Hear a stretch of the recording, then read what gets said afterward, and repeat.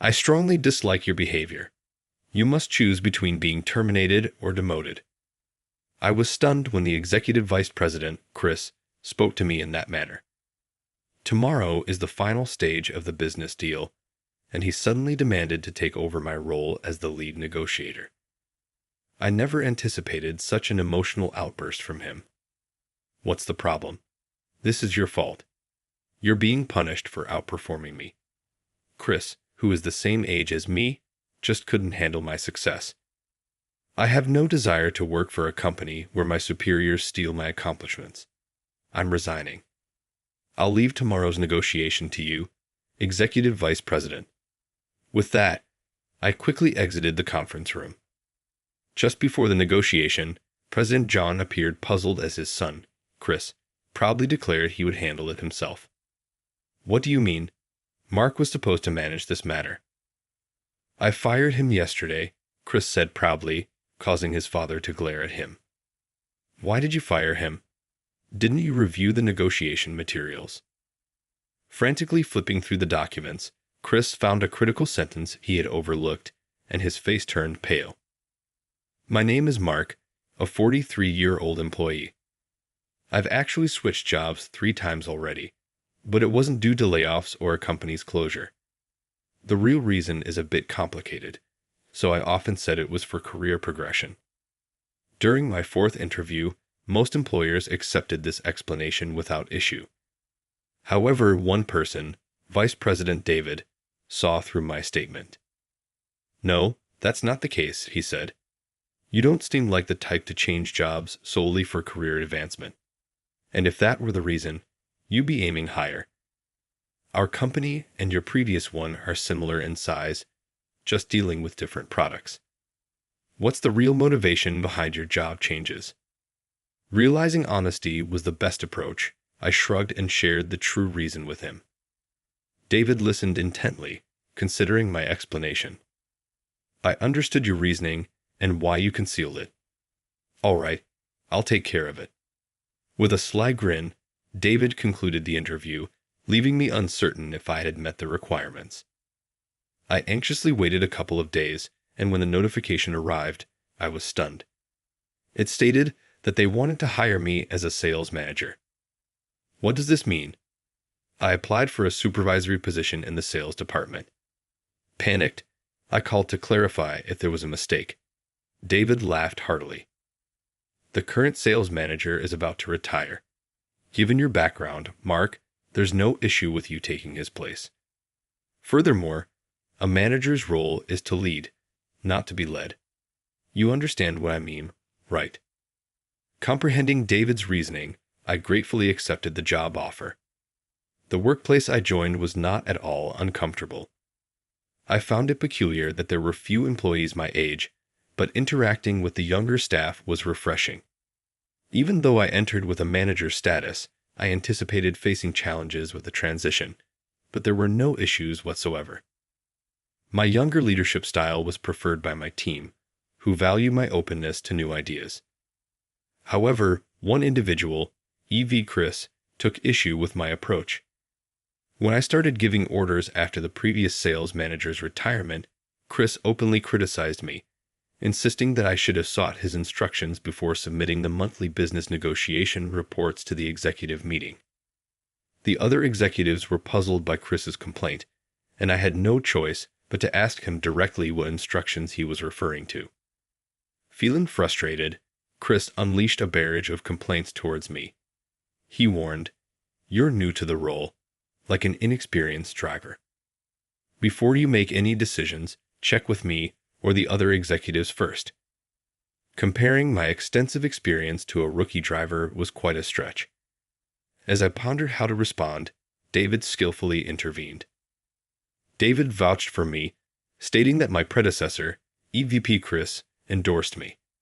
He also mentioned that the sales staff found me easier to work with now. Convinced, the other executives agreed, but President John remained dissatisfied. Chris faced reprimand for his outburst. John advised, talented people can't perform well if constantly second-guessed. Moving forward, he stated that the sales department would handle all negotiations. Mark understood and seemed ready to take on the responsibility. However, it appeared Chris was frustrated that David and John had backed me up, as he began causing minor disruptions across the department. How many times has this happened now? I wondered. I noticed a growing sense of frustration on my team's faces lately.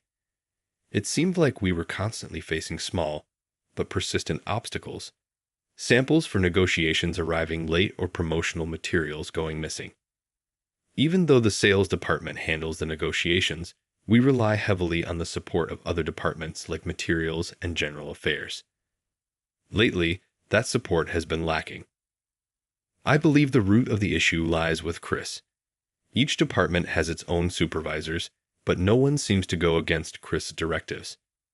Whenever he instructs them to delay samples or prioritize other orders, they comply. I can't entirely blame them, but it would have been helpful if they had at least informed the sales team ahead of time. My team has been trying to work around these challenges using alternative samples or other solutions. However, we've now uncovered what appears to be deliberate sabotage that could jeopardize our negotiations. We had reserved a hotel room for a meeting, but the reservation was suddenly canceled. When we followed up with the hotel, they told us that someone from our company had canceled it. I have no doubt that Chris is behind this. Confronting Chris directly was the only way to address the sabotage and prevent further delays in the negotiations. Despite his denials, the evidence clearly pointed to his involvement in the last-minute hotel room cancellation. Determined to uncover the truth, I entered his office, ready to confront him. As expected, he claimed ignorance, blaming it on a simple mistake by my team. However, the facts didn't align with his story. The sudden cancellation, the limited knowledge of the room details, and the finance department's connection to Chris all suggested his culpability. Faced with the mounting evidence, Chris fell silent, unable to refute the accusations. Informing our clients about the change could raise suspicions, but I couldn't let his actions jeopardize the team's hard work. Resolving this issue was crucial to ensuring the success of the negotiations. I recognized the significance of the upcoming negotiation, so I chose to prioritize securing its successful completion over confronting Chris more forcefully. This negotiation is crucial, and any further interference from you will leave me no choice but to escalate the matter to the president. I can provide the recorded call as evidence at the executive meeting. Although Chris appeared to back down, I couldn't dismiss the possibility of him continuing his disruptive actions. True to my concerns, he decided to usurp control of the negotiation at the worst possible moment, despite the challenges we'd already overcome, such as the hotel room change. The negotiation was nearing its conclusion, and I had expected the top executives to finalize the contract the following day. However, first thing in the morning, Chris summoned me to his office and declared, "I cannot entrust this important negotiation to you. I will take over. You needn't worry about it." "I don't understand what's wrong," I said, perplexed. Chris frowned. "That's the issue. Why can't you simply follow your boss's instructions? You have a choice. Get fired or be demoted. We don't require your services for this job." I was taken aback. Tomorrow was the final stage of the negotiations, and Chris's demand to take over the situation left me speechless. I never anticipated such an emotional outburst from him. "What's the problem?" "You're being punished for outshining me," Chris said, revealing his jealousy. Chris, being the same age as me, couldn't tolerate my success. He had been secretly sabotaging me, and now, seeing me close to sealing the deal, he decided to act directly. When I remained silent, Chris spoke with a gleeful expression. "You were getting arrogant just because you can speak English, right? Your resume shows you've worked at 3 different trading companies. We have plenty of people who can speak English at your level." I almost asked how he knew the details of my resume, but then I realized that HR was also under Chris's control. He must have forced the HR manager to show it to him. "What's your point?" I asked calmly. "I can converse in English proficiently, so there's no need for your involvement in tomorrow's negotiations." He mistakenly thought my business English abilities were crucial for sealing the deal. While his misconception was rather amusing, I didn't feel inclined to correct him. Besides, I had no attachment to a company where superiors take undue credit. I'm quitting. The upcoming negotiation is all yours, EVP. With that, I hastily left the conference room, angry and determined to pack my belongings. As I headed towards the sales department, I ran into David. "What's wrong?" "You seem upset," he said, sensing something was amiss. David invited me to his office and asked for an explanation, so I recounted all of Chris's wrongdoings, including the previous act of sabotage. After listening to everything, David closed his eyes and contemplated the situation. I braced myself for him to dismiss my concerns. But then he spoke, his tone tinged with bitterness. "EVP Christ has done it again." "I'm confused," I responded.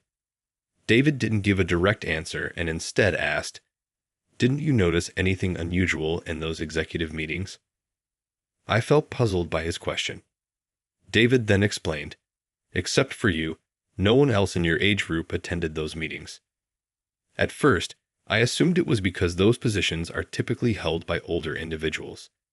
But then I realized that doesn't make sense. Even for a medium-sized trading firm, it's strange that someone younger than Chris would be excluded. I voiced my growing suspicions. There must be plenty of capable younger people than the executive vice president, Chris. Has this been happening for a while? David frowned and slowly nodded. Chris joined the company around 5 years ago when his previous employer went under. The president's ex-wife asked him to come on board, so he reluctantly brought Chris in. Now that the president has remarried, Chris knows this fuels his rivalry with the younger men. That's why Chris and Jan have different last names, even though they're family. Despite this background, I still struggle to understand. David continued with a bitter smile. "You might not get it because you're skilled, but Chris came from a completely different industry with no real expertise. The man's youthful appearance serves as his secret weapon, despite his advancing years. Before you came aboard, he would make grand proclamations about appealing to the younger crowd, without any evidence to back it up. The seasoned executives would listen, assuming he knew what he was talking about. It becomes clear that having a peer around would challenge his position. Instead of earning qualifications or attending training, he took the easier path. By eliminating his rivals, he believed his opinions would carry more weight. As a result, employees in their late 30s and 40s who held supervisory roles became his targets. Any noticeable behavior from them was met with harassment or false accusations.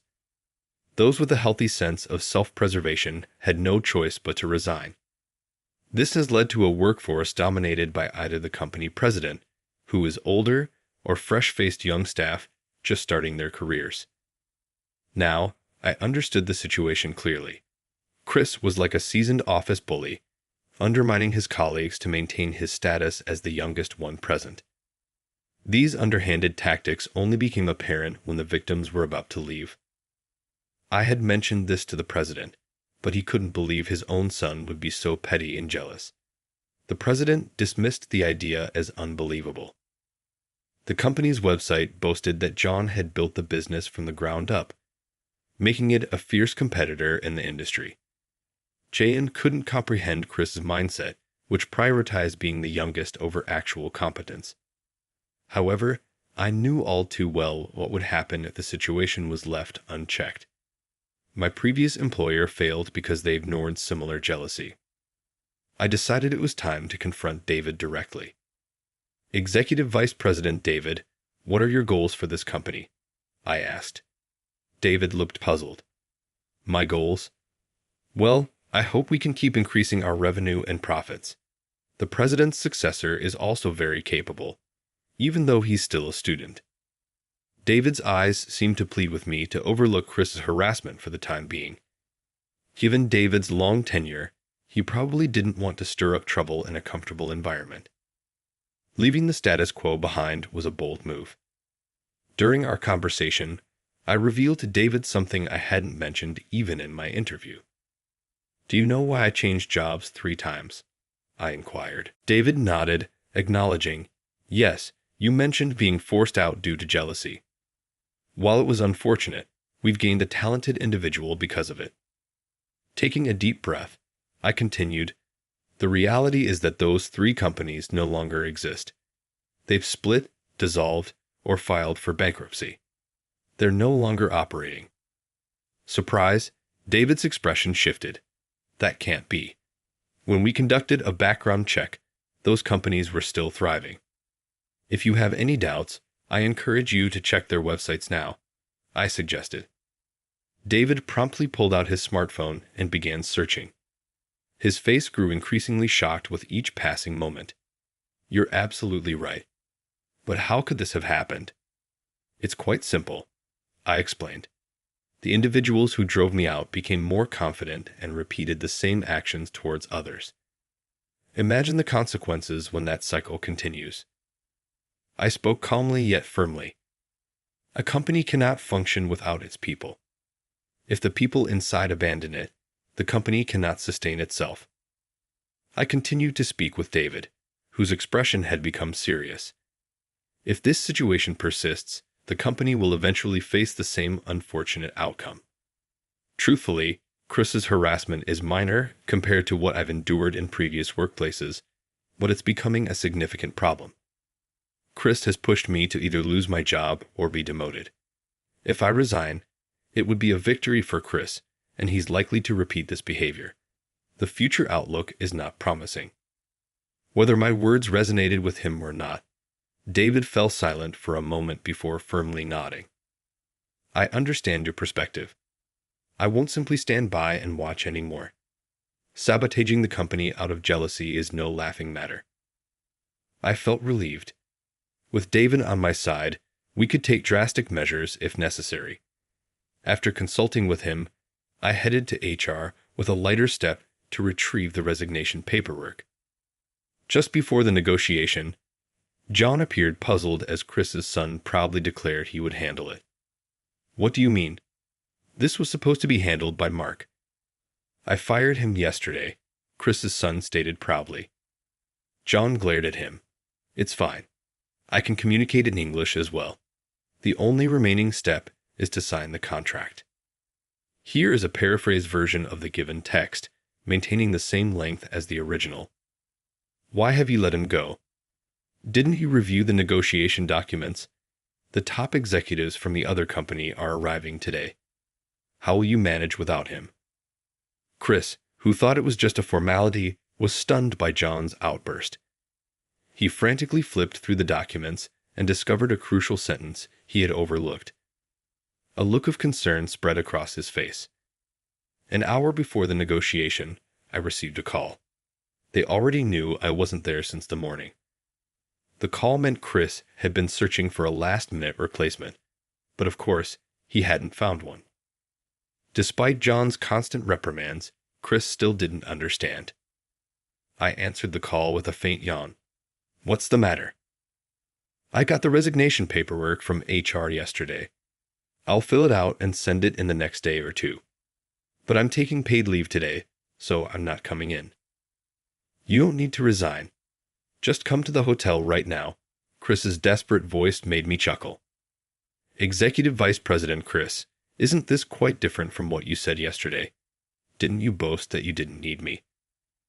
I didn't know the contract would be in Arabic, Chris stammered. I could imagine Chris turning pale. He must have just realized the contract was in Arabic, a fact clearly stated in the negotiation documents. If he had been involved from the start and reviewed the documents, he would have known this. Our new client was a top-tier company from the Middle East with a highly nationalistic CEO. Their official language was Arabic, and they only accepted documents in Arabic. In a globalized world, trying to do business solely in your native language is impractical. That's why we always conducted negotiations in English with foreign companies. Only the agent with authority would be involved, and top executives would stay in the background, appearing only at the end. Despite being a top-notch company with a desirable market, few international partnerships existed because many couldn't overcome this hurdle. However, I had made a good impression from the start on negotiating in Arabic. My specialty is speaking 7 languages, and telling a joke in Arabic is a piece of cake for me. If the negotiations suddenly changed and the top executive, who had been assured by their agent of our reliability, was only addressed in English, it would clearly be a disaster. The top executive would feel insulted, and the deal would fall through. The documents clearly stated everything. Chris's claim of ignorance was no excuse. I had already dismissed him, and now he was desperate. He accused me of fraud because I didn't list every skill on my resume. I couldn't help but laugh. Fraudulent hiring. Seriously. Not listing all my qualifications isn't fraud. Besides, I never claimed to only speak English. Chris, with a resentful tone, asked why I didn't highlight such a skill. If he had the same skill, he'd brag about it. That's the difference between us. I didn't owe him an explanation. More pressing was the negotiation. If things continued like this, it was bound to fall apart. I heard Chris growling and grinding his teeth as he spoke. He said he'd step down and tell his father, who's the president. I asked him to put his father on speakerphone and explain why he tried to remove me from the negotiation. When Chris started speaking, I knew I'd won. The negotiation was successfully concluded. I arrived at the hotel room 10 minutes late and began the negotiation. I'd advised Chris to avoid speaking English for those 10 minutes. Amusingly, he had memorized the Arabic phrase, "Mark will be here soon," and kept repeating it. David had booked me a room on another floor, anticipating this situation. Although I could have arrived on time, David suggested arriving late to teach Chris a lesson. Americans are often late, so I joked about it. Discussing time differences between Arabs and Americans helped the conversation flow smoothly. Once the conversation became enjoyable, the contract was practically signed. After seeing off our guests, I took a deep breath. Chris, who had been frozen in the corner, slumped into a chair, exhausted from the tension. John thanked me and apologized for Chris's behavior. He said they'd impose severe disciplinary actions on Chris. Chris fell silent under John's glare. John mentioned discussing the disciplinary actions when we returned to the office. Back at the office, David, who had been called to the president's office, smiled when he saw me. "Everything went well, judging by your expression," he said. "Was the hotel comfortable?" "Thanks to you, I slept very well," I replied. Seeing John's puzzled look, David laughed and explained, "Chris told Mark he was either going to be promoted or demoted. We couldn't lose him, so we needed you to understand his misconduct. We asked him to help expose the company's issues." I added, "If I had reported Chris's actions myself, you'd have been skeptical. Even when David told you, you didn't take it seriously." John looked embarrassed. "You're right. I apologize. We had to corner Chris to get him to confess." John turned and shouted at Chris, "I took you in when you had nowhere else to go, and this is how you repay me. It's like being bitten by my own dog.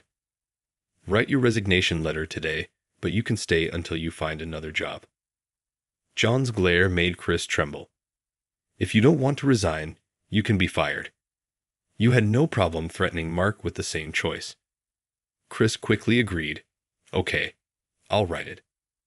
I struggled to suppress my laughter as Chris rushed to HR. His resignation was processed immediately.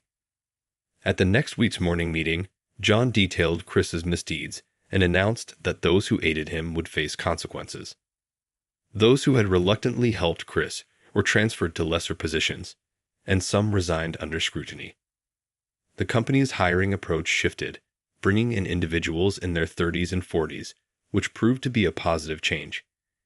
This allowed young employees, who had previously felt constrained, to thrive. Removing Chris from the equation revitalized the company. However, Chris now struggles to find a job, facing the consequences of his past actions. While understanding the need for decisive measures, John was curious about why I had kept my ability to speak 7 languages a secret, as it could be a valuable asset in job searching. I chuckled and explained that, for me, it had been more of a hindrance than a benefit. Throughout my student years, I had developed a deep passion for languages, becoming fluent in 7 by the time I graduated college. I initially used this skill to secure a job after graduation, but soon found myself confined to interpretation and translation tasks. Despite my desire to take on more involved roles in negotiations, I was restricted to merely interpreting conversations for the executives. Even when I knew how to improve a deal, I was not allowed to voice my opinions. Frustrated, I requested a transfer, but my superior denied it, stating that an interpreter only needs a functioning mouth, not necessarily intelligence. They whispered about me when I wasn't around and criticized me whenever I stumbled.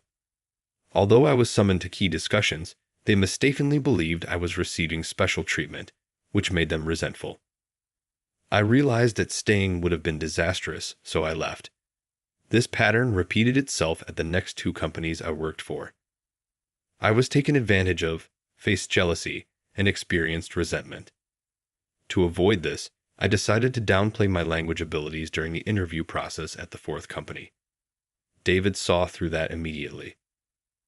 Mark shared how the companies crumbled after his departure, driven by jealousy and extreme actions.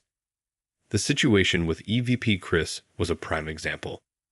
Fearing our company might face a similar fate if we pushed Mark out, we collaborated on a drastic solution. John expressed his gratitude, saying, "Thank you for your dedication to the company." "And thank you, Mark. I'll repay you both someday." He shook our hands firmly. John kept his promise. The following year, David became the president, and John advanced to the role of chairman. David served as the interim president until the air was cleared, and he was highly satisfied with the outcome. I was also promoted from sales manager to executive vice president. However, since I still manage the sales department, the hectic business pace remains unchanged. My current focus is to develop reliable subordinates to share the workload. Utilizing my linguistic abilities, I refuse to limit their application solely for expedience. I firmly uphold the responsibility of those in positions of authority to nurture the development of diverse talents, and I conscientiously apply this principle in the execution of my daily